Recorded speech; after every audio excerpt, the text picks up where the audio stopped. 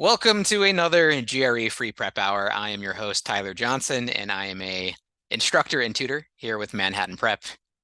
And these free prep hours are an opportunity for us instructors to kind of go deep on a topic on the GRE. And today, what I've got planned is we're going to talk about a specific type of quantitative comparison, specifically geometric QC problems. So I've got some special tips and strategies to share with y'all there. And if you've never been to one of these free prep hours before, the way this works is I am live in a room in Zoom right now. But this session will also be recorded and uploaded to YouTube later. So big welcome, whether you're joining me live in the room now or you're checking this out on the internet later. If you're in the room with me live, in the chat box, go ahead and tell me what city or where in the world you are connecting from. I'm here in San Francisco, California. It's a lovely fall day. All right, we got Washington, D.C., we got Seattle, New York City, coast to coast.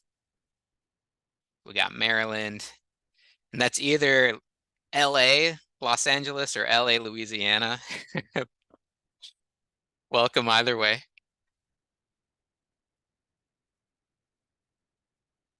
Okay, I see Los Angeles. Gotcha. Got North Carolina, we got India. It's a multinational room. Love to see it. Yeah. So we're gonna go ahead. I'm gonna show you an example of a quantitative comparison. If you've never seen a quantitative comparison before, all you need to know is that there's going to be two quantities displayed in the question, and your job is to figure out, is quantity A always the bigger value? Is quantity B always the bigger value? Are they equal, or is there not a consistent relationship? So here is your first problem. I'll give you a couple minutes to check it out. And if you're here in the room, chat your answer to me once you're done.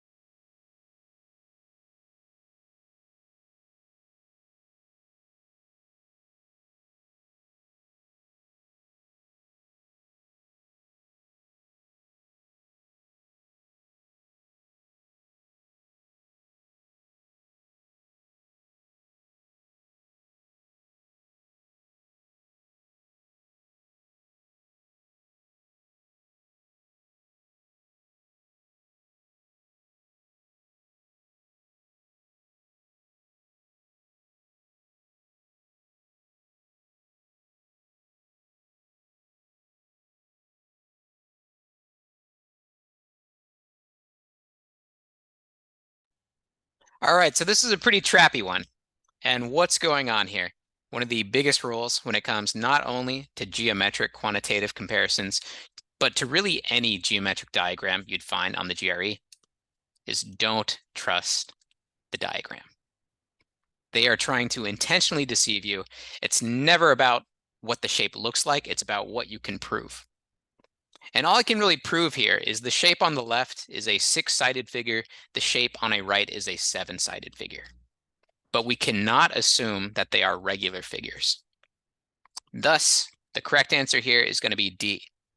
There's really just not enough information to lock this system down. If these shapes had been regular, then X would be 120 and Y would be about 129. Septagons are kind of weird like that, but I don't know if they're regular. It's just as equally possible that these shapes, the way they actually look, is some kind of funky, irregular, 6-sided figure like that. You know, that's still a hexagon. It still has 6 sides, but I don't know if I'm looking at a really wide angle like this, or if I'm looking at a tighter angle like that. There's really just no way to lock down and see which one of these is going to be consistently bigger. So D is the answer for this one. And to say more about geometric diagrams and about what we can and cannot trust, I've got a little exercise for you. Here are 3 different problems on screen. I want you to check all these out, and then we're going to move through them one by one, because they're each deceiving in their own way.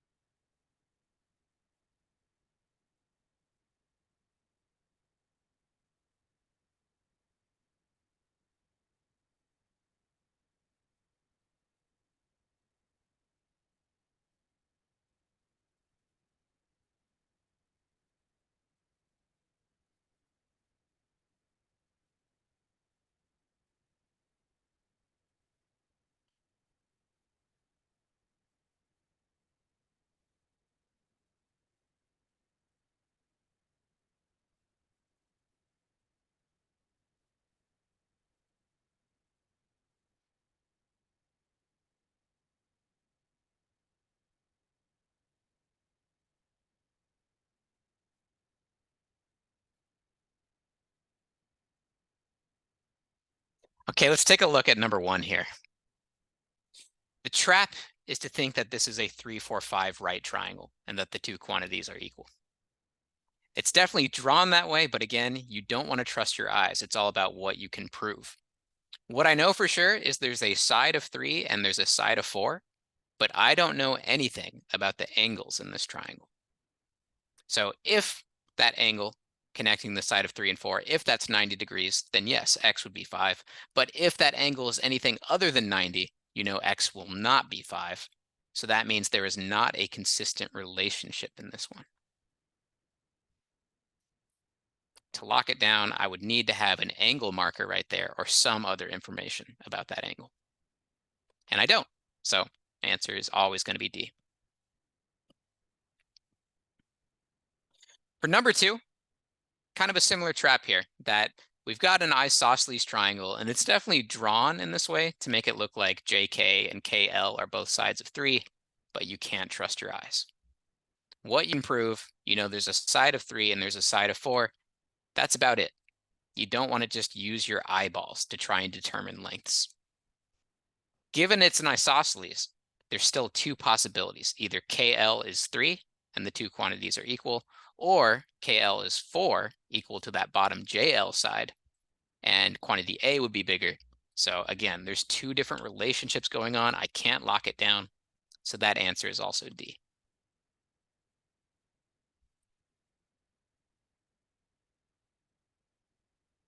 Similarly, number 3 has a very deceptive diagram. You definitely don't want to eyeball this, and more so, don't eyeball it. What I would recommend is redraw the diagrams yourself to make them more accurate. That given this side of 3 and 7, a 3 and a 7 look nothing like the way this diagram is trying to represent it. If that bottom side were 7, that's more than double that other side. And if we know this is an isosceles, I can't really make that other leg be a 3 because it's not going to connect. That other leg would have to be a 7. To say more about that, there's something called the third side rule for triangles. It's an often forgotten rule, but it's something the GRE really loves to test, partly because they know how easy it is to forget. But it tells you that an unknown third side must be in between the difference and the sum of two known sides. So in this case, the minimum threshold is 4, the maximum is 10. So you know x cannot be equal to that 3 side. It has to be equal to the 7 side. So quantity A is going to be the larger value for number 3.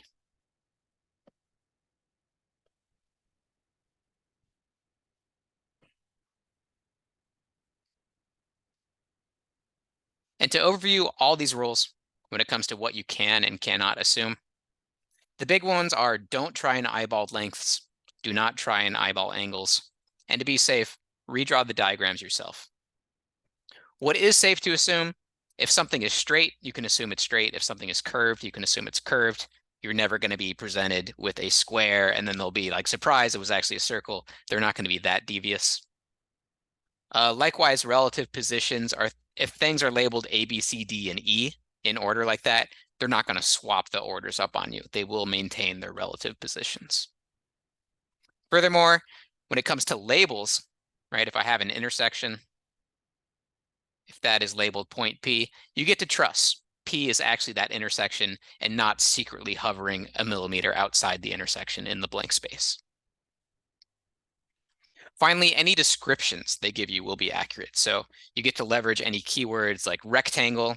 Will supply all the definitions of a rectangle. Like a square, you know, every angle is 90 degrees. Every side is the same measure. Any of those descriptive definitions are safe to trust in a problem as well.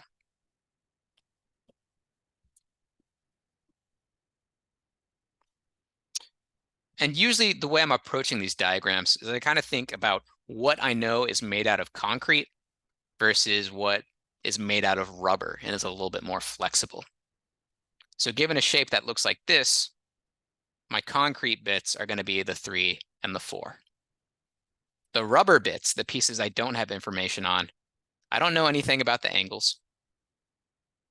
And I don't know anything about that third side. So in my head, I start to play around with the different possibilities of the shape. That maybe it's a right triangle, or maybe it's an isosceles triangle. But play around with that flex. Keep what's concrete locked in, play with the other pieces, and that's going to help you see all the possibilities for a certain problem universe. Okay, so let's try out a new problem. I'm going to put a new one up on the screen. I'll give you a few minutes to check it out. Chat your answers when you are ready.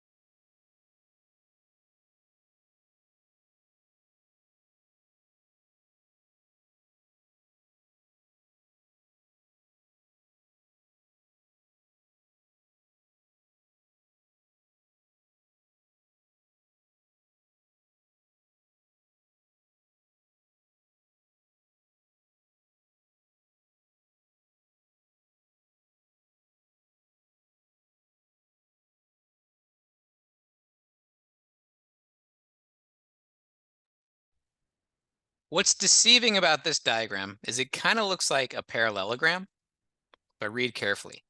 It's not actually a parallelogram. We are looking at a trapezoid. And if we fill in the extra information that we know, AE and ED, we're both told, are 3. And if you look at this triangle ABE on the outer left, you have a right angle right there, a side of 3, a side of 5. That means you're looking at a 3, 4, 5 triangle. And from here, you've pretty much got all the pieces you need to find the area of a trapezoid. The formula I like to use, it's your average of the bases times the height. So that whole B1 plus B2 over 2, that's just a fancy way of writing the average of the bases. So you're going to have 6 plus 7 over 2 times that height of 4. And altogether, that means you're going to get 26 as that area. And that is not as big as quantity B, so B is your answer.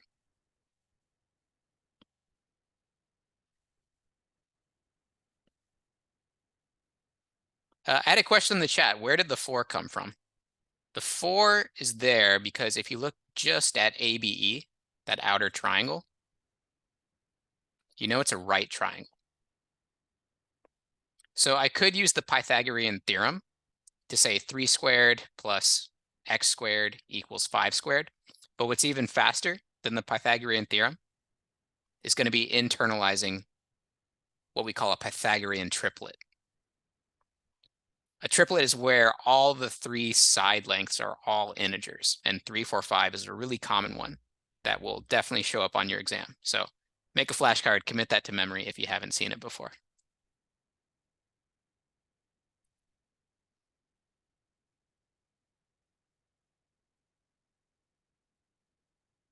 Okay, here's another one.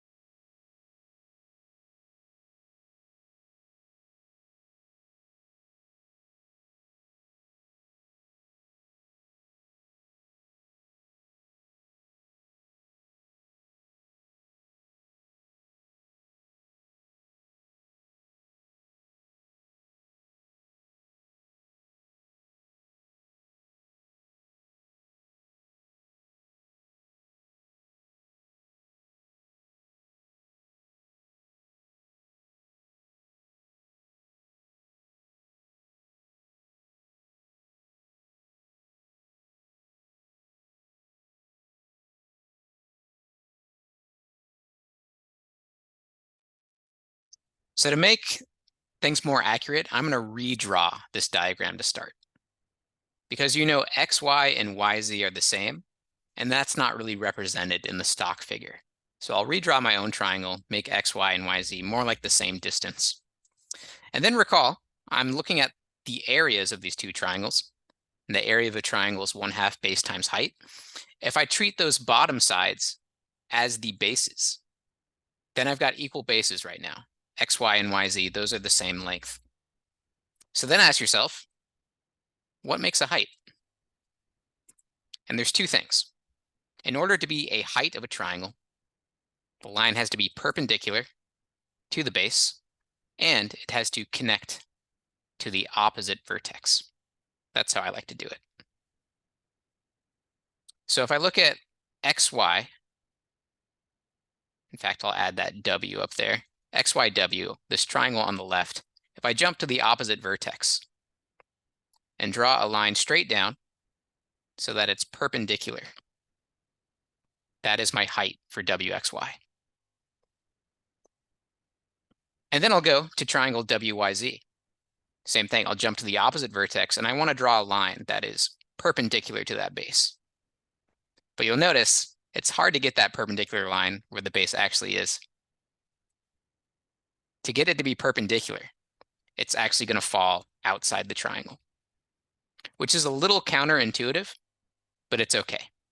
So beware that for an obtuse triangle, when there's an angle bigger than 90, depending on how you orient the shape, the height may fall outside the triangle itself.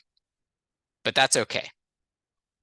But as we've seen, XWY and YWZ, they have the same height and the same base, therefore, they have the same areas. And these two quantities are equal.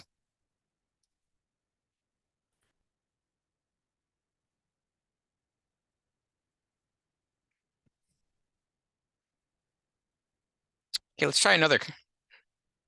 Here's a new one.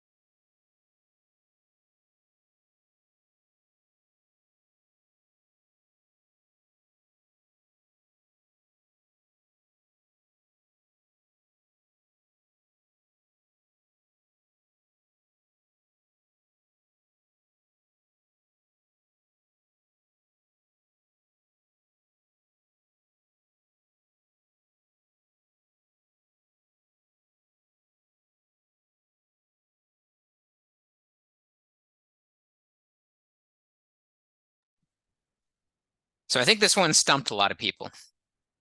And my advice here is just as you pick extreme values for variables in an algebraic quantitative comparison, in a geometric quantitative comparison, you want to try and pick some extreme shapes. So I know we're looking at a trapezoid, but if I really push this trapezoid to its extreme, it would be kind of like if I squeeze that smaller AB side up at the top. If I squeeze that down as far as it could go, it really just becomes a triangle at this point. And I know it can't actually be a triangle, but in terms of me minimizing the area, that's how I want to think about it. And if I had a triangle like this, that blue shape I just drew, its area is 1/2 times the base of 11 times the height of 3. So 1/2 of 33, that would be 16.5. So if I squeezed in AB as far as I can go, all the way down to AB being nothing, I would still have a triangle with an area greater than quantity B. So as soon as I morph this into an actual trapezoid, right, where there'd have to be some length in AB, it's always going to be something bigger than 16.5, but still it'll be larger than quantity B. So this is one where A is your answer.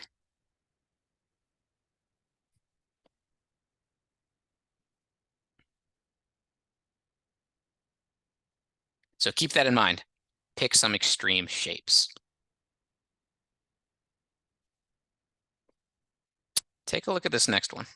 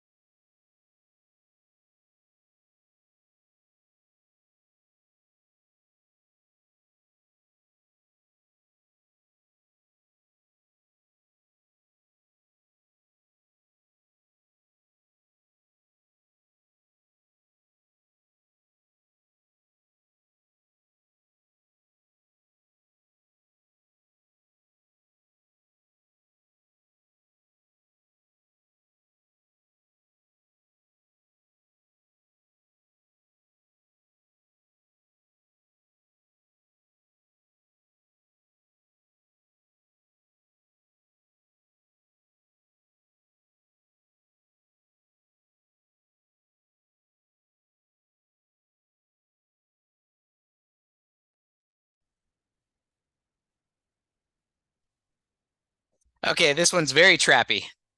What's going on here? this terminology, region CDE, you got to make sure you aren't adding your own assumptions to what a region is, because a region, that's about as ambiguous as it comes. And the alternate interpretation, what you have to train your eyes to see, would be something like this. We do not know if not,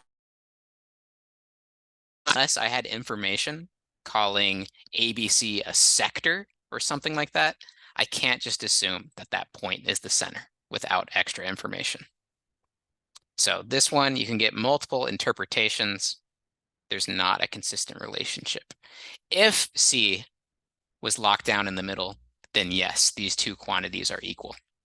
So in terms of terminology, beware of ambiguous ones. If you see something like region, beware. If you see something like quadrilateral, right, that's like the most ambiguous you could ever have a four-sided figure when compared to something like parallelogram or a rectangle or a square. There's just so much more information contained in those terms versus the super ambiguous generic term. So the more generic, the more ambiguous, make sure you aren't adding any assumptions when you see terms like that show up.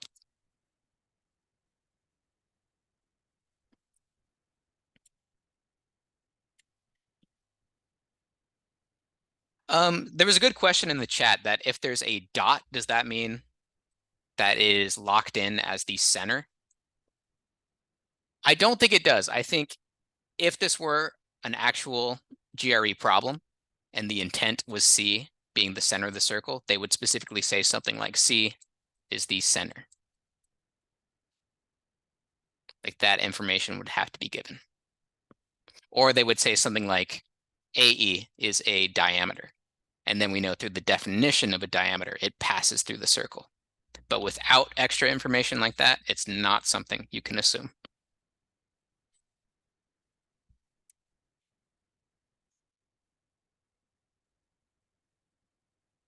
Okay, here's another fun one.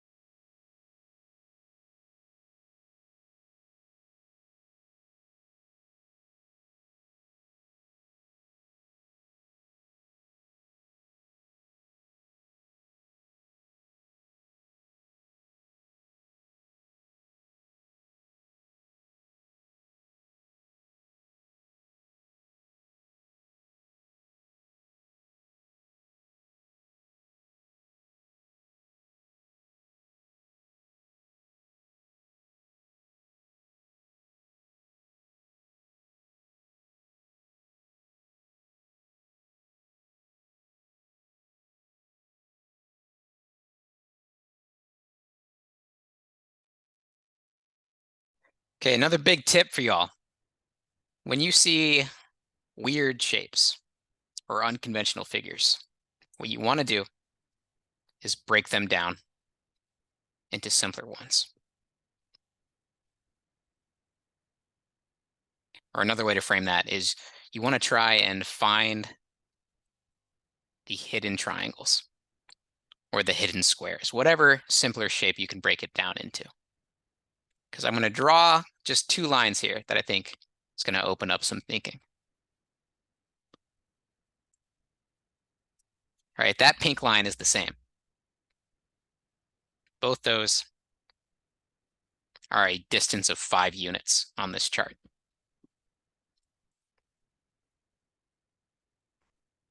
And you'll also notice this part of the diagram that I'm outlining in green, that's identical.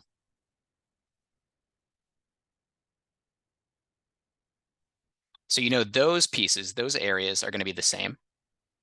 So really, all I'm looking at is that triangular chunk on the right. And guess what? If that green line was my base, that blue line is my height, and both of those are a distance of 2 units. So same base, same height, it's the same triangle, just mirrored. So both these shapes have the same area, regardless of whether I'm looking just at the right triangle on the right, or if I'm looking at the whole figure. It all matches. So C is your answer.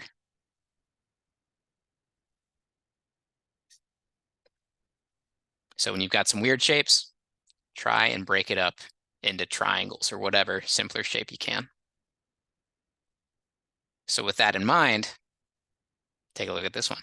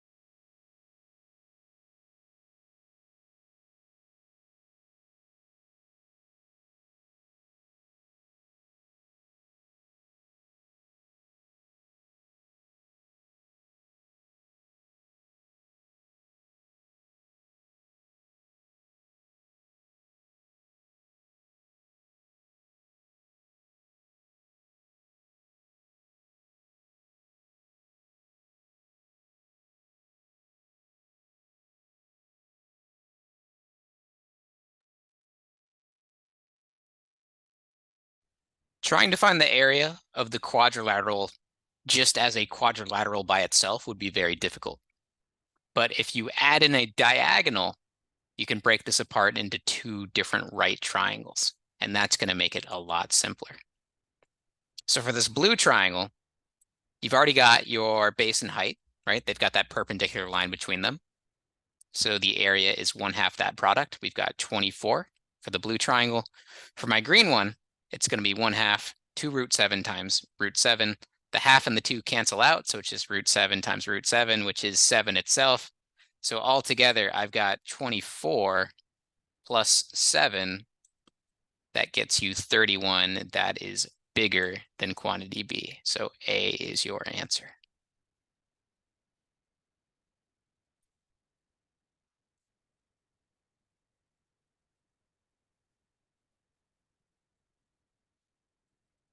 Okay, I got one more on this theme of trying to find the simpler shape within. Try this.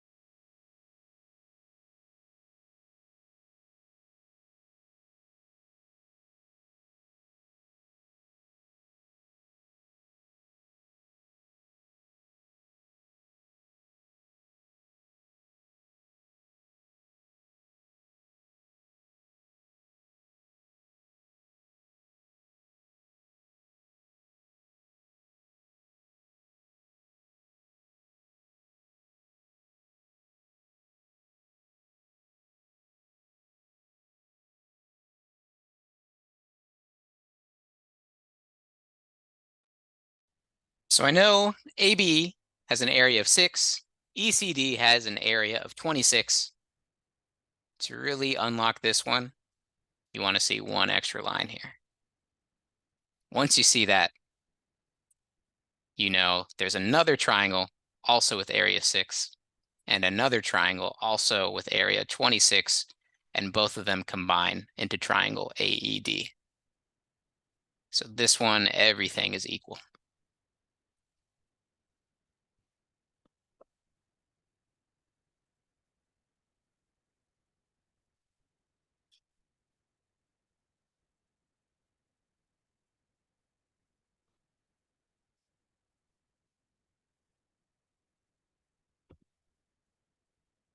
So yeah, it's hard to see, but train your eyes. Start finding those new lines. Often it's going to be drawing in perpendicular lines that'll help you the most.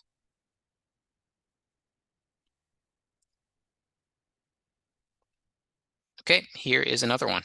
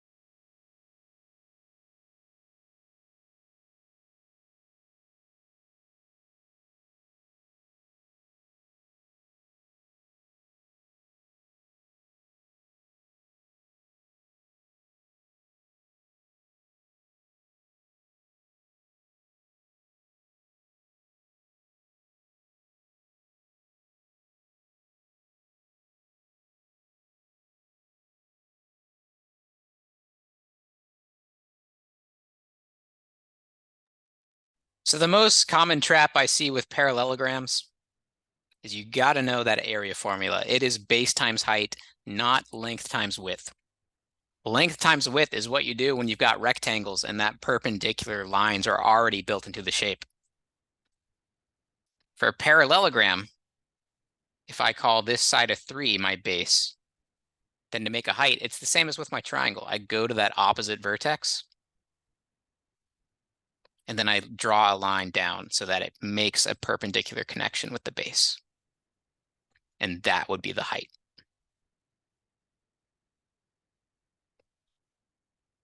Because this is a parallelogram, the side lengths are going to match the opposite sides. And now kind of zoom in on this triangle here. What I've outlined in green, that would be a right triangle. But in a right triangle, the hypotenuse is the longest side. So whatever h is, it has to be something smaller than 8. So with my math down here, if I treat my base as 3, then for my height, I'm just going to write 8 with a down arrow to represent whatever that height is. It cannot be 8 itself. It must be something smaller. So when you multiply that, it'll always be smaller than 24. So B is the bigger value.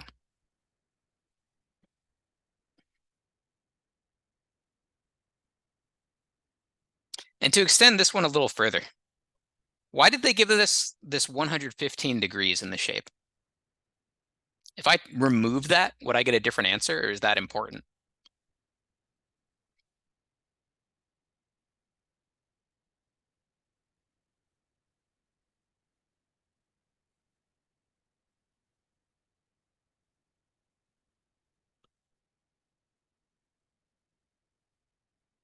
Yeah, Jim, you got it in the chat. If we took that out, this shape could then be a rectangle, which means its area could be equal to 24, or it could be something less than 24.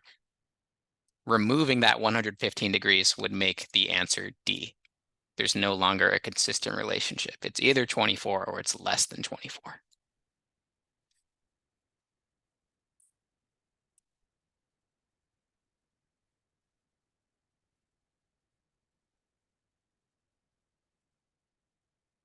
Here's a new one.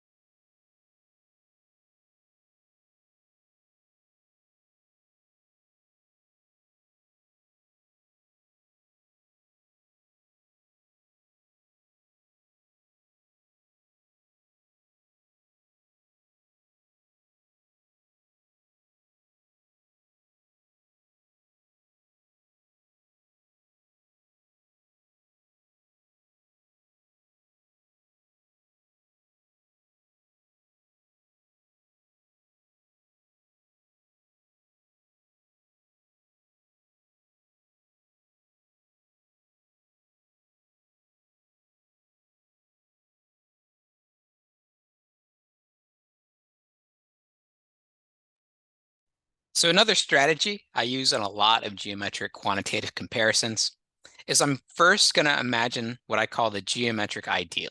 That if every number was a nice round integer, and if every angle was as pretty as I could imagine it, what would the figure then look like? And it's really close to a perfect 3, 4, 5 triangle. So in my head, I know if this number had actually been a 4 instead of a 3.9, x would be exactly 90. Now, given that it's not 4, I can pretty confidently eliminate C as an answer. And what I'm going to do is just kind of imagine, what if I shaved a little bit off that leg right there? What has to happen to the rest of the triangle to accommodate that loss of length? And what's going to happen is the shape's going to kind of shift in like that. So compared to the right angle that I started with, x is now widened up here. I have something bigger, so quantity A is the bigger value.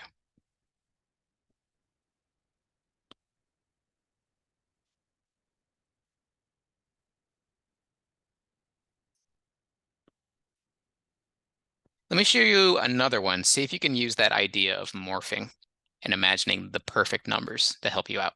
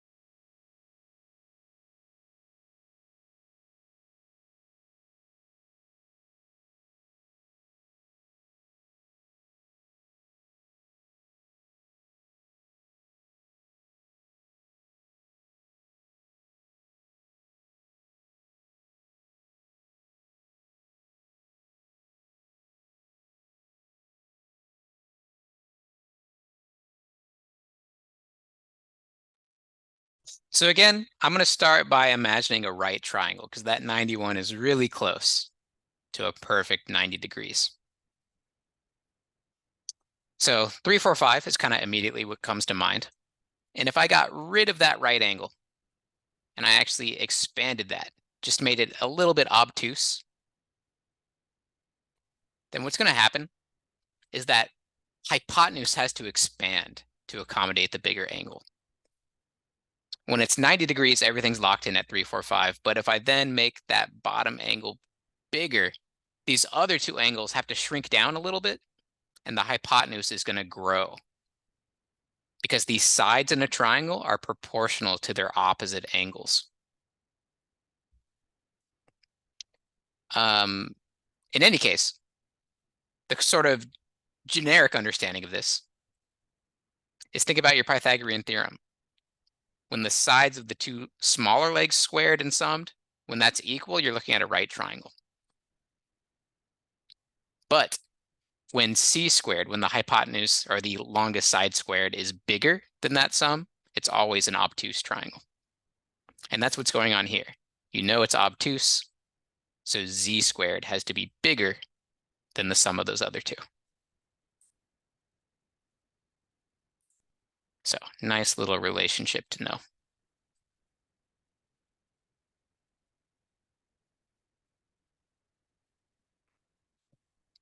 Okay, I'll show you one more, and then we're going to wrap up here. One last quick one.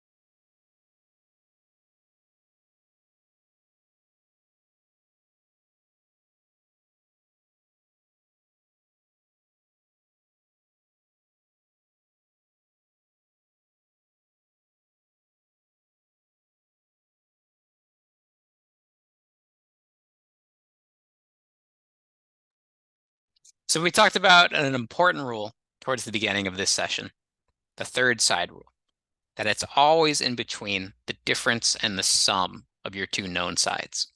So for quantity A, it's got to be in between 1 and 17.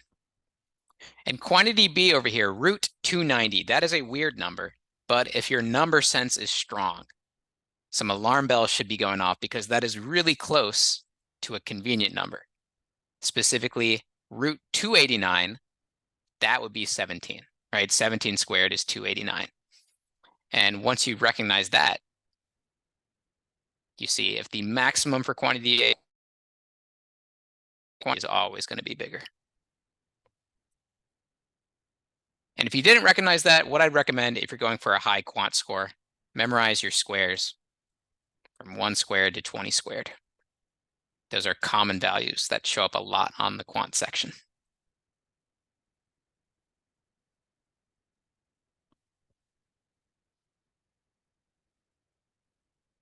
All right, so now we're going to wrap up and kind of recap what we talked about today.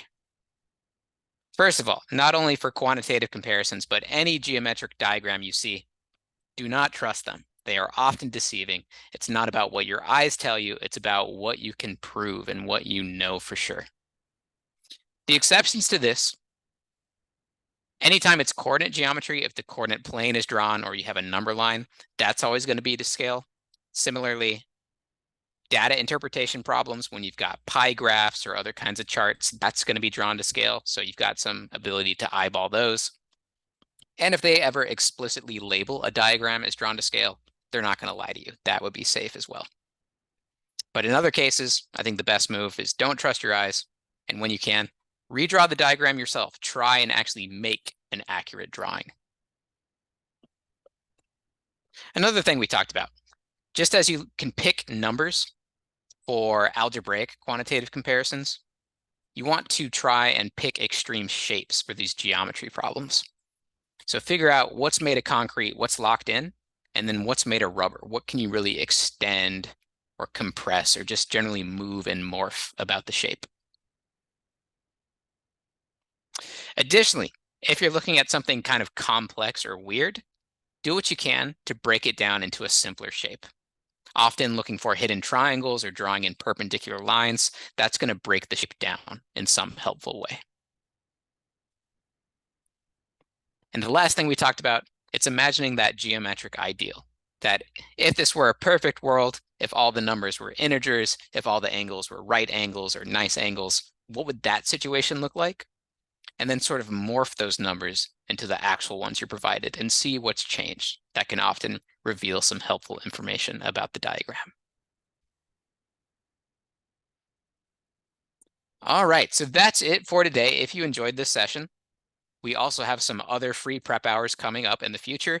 If you're watching this live on YouTube and you want to check out, or if you're watching it recorded on YouTube and you want to check out a live session sometime, check out that link. There should be one in the YouTube description as well. I just put a link in the Zoom chat box if you want to go there. And in addition to these free prep hours, we also have a 9-session course. We open session 1 up to the public. So if you want to go check out a longer 3-hour session, you're welcome to join us for one of those as well. All right, so that's going to do it for me. Thanks for being here. I'll catch you at the next one. If you have any questions for me in the Zoom room, I'll be around to answer those as well. So have a good one. I'll see you next time.